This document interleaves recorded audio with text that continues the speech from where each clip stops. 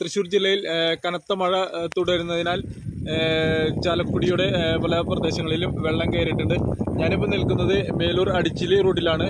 മേലൂർ അടിച്ചിലി റൂട്ടിൽ നിർമ്മല കോളേജിനോട് ചേർന്നുള്ള പാടത്താണ്. ഇപ്പോൾ പുഴയോട് ചേർന്ന് കിടക്കുന്ന സ്ഥലത്താണ് ഇത്രയും വെള്ളം കയറിയിരിക്കുന്നത്.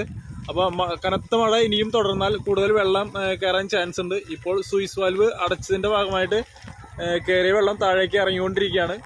കനത്ത മഴ ഇനിയും തുടർന്നാൽ സ്വിസ് വാൽവ് തുറക്കാനും കൂടുതൽ വെള്ളം വരാനും ചാൻസ് ഉള്ളതിനാൽ ചാലക്കുടി പുഴയുടെ തീരത്ത് താമസിക്കുന്നവർ കൂടുതൽ ജാഗ്രത പാലിക്കേണ്ടതാണ്.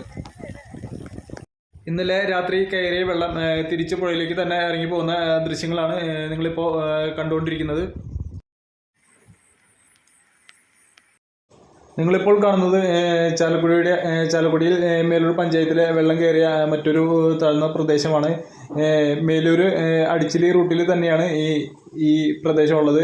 കൊമ്പിച്ചാൽ പാടശേഖരങ്ങളിലാണ് ഇത്രയും വെള്ളം കയറി കൃഷി നാശം സംഭവിച്ചിരിക്കുന്നത്.